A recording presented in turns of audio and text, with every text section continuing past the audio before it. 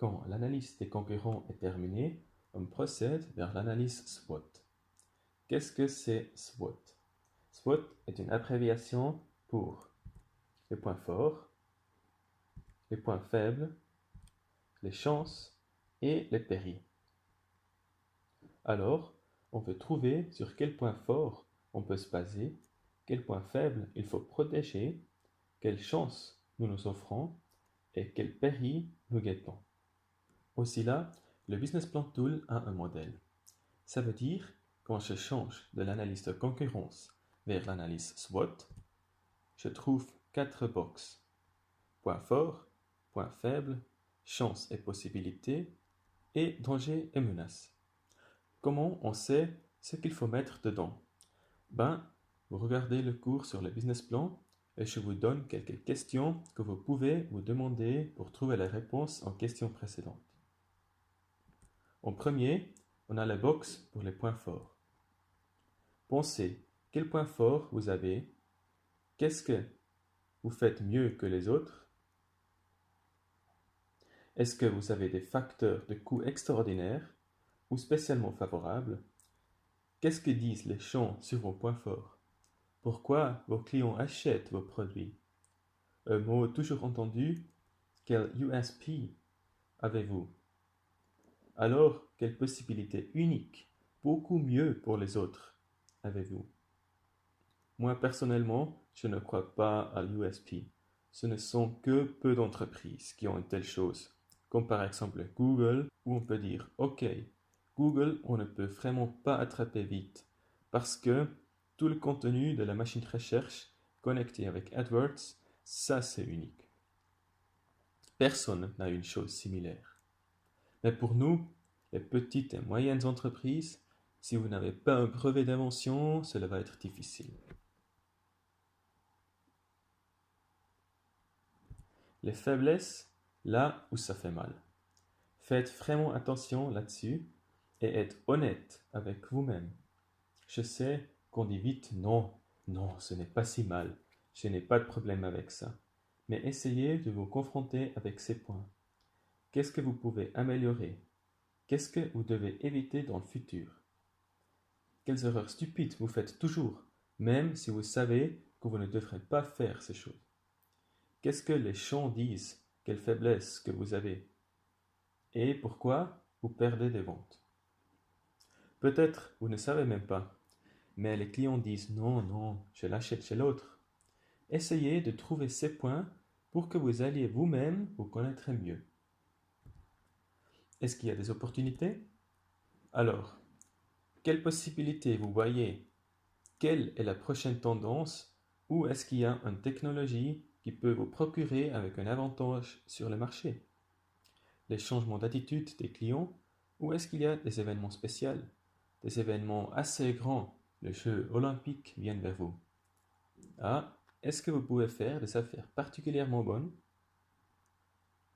Puis les dangers, quels enjeux vous faites face? Qu'est-ce que font vos concurrents? Est-ce que par exemple les standards de qualité vont être améliorés? Par exemple, si vous travaillez dans le secteur de santé et d'un coup vous devez satisfaire une exigence qui a besoin des investissements élevés. Ou est-ce que des nouvelles lois ou technologies vous menacent? Comment se voient vos finances? Quand vous vous demandez ces questions, vous trouvez assez vite vos points forts et faibles. Alors, on va dans l'outil et je vais vous montrer comment vous pouvez, d'après un point fort, trouver quelles opportunités vous avez, où sont vos faiblesses et aussi de quels dangers vous devez sous-entendre. Qu'est-ce que le grand point fort de notre camp de surf? C'est assez simple. On est en Californie. La Californie est assez unique. N'importe où vous êtes grandi, vous avez vu des films venant de la Californie, vous avez entendu de la musique qui est de la Californie, vous avez des produits de vos mains qui viennent de la Californie. La Californie est le grand Big Dream sur tout le monde. Et là, on a notre premier camp de surf. Donc, on peut absolument dire que notre point fort est la Californie. Cliquez sur Ajouter point fort, entrez Californie et on a Californie dans l'analyse SWOT dans les points forts. Et puis, quelles sont les faiblesses, opportunités et dangers? Et de ce point, de votre point fort, vous allez trouver ce que sont vos opportunités. Alors, vous pouvez dire, bon, la Californie a plus de 7 millions d'Européens qui viennent aux Californies de l'Europe chaque année pour faire des vacances, des écoles de langue, assister à des congrès, travailler et encore plus. Tous des clients potentiels. Aux États-Unis, c'est l'État le plus important pour des voyages. Plus de 200 millions d'Américains visitent la Californie chaque année. Voyez le potentiel énorme qui existe en Californie. De ces 207 millions de champs, il faut bien trouver quelques clients. Si on ne peut pas faire ça, il faudrait plutôt laisser à côté le business. Maintenant, le point fort le plus grand est souvent aussi le point faible le plus grand. Car on est en Californie, on est à un endroit qui est franchement cher. En Californie, vous n'allez jamais trouver du sol pas cher directement à la plage. Ce n'existe pas. Tout a été vendu. Chaque hôtel sait que s'il y a autant de visiteurs, je peux aussi demander des prix assez élevés. Ça, c'est une faiblesse. C'est juste cher quand vous êtes en Californie. Une deuxième faiblesse de moi personnellement, c'est que moi, je n'ai pas d'expérience entrepreneuriale sur place en Californie. Mon partenaire non plus. Il n'a jamais géré une entreprise. Et pour moi, même si lui a grandi là-bas et connaît tous, pour moi, tout est nouveau et la distance est loin. Si je veux faire quelque chose là-bas, je dois m'asseoir dans un avion pour aller sur place.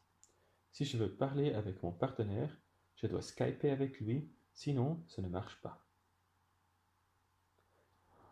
Maintenant, on sait les faiblesses, et d'après les faiblesses proviennent souvent des menaces, comme d'après les points forts, on trouve des opportunités.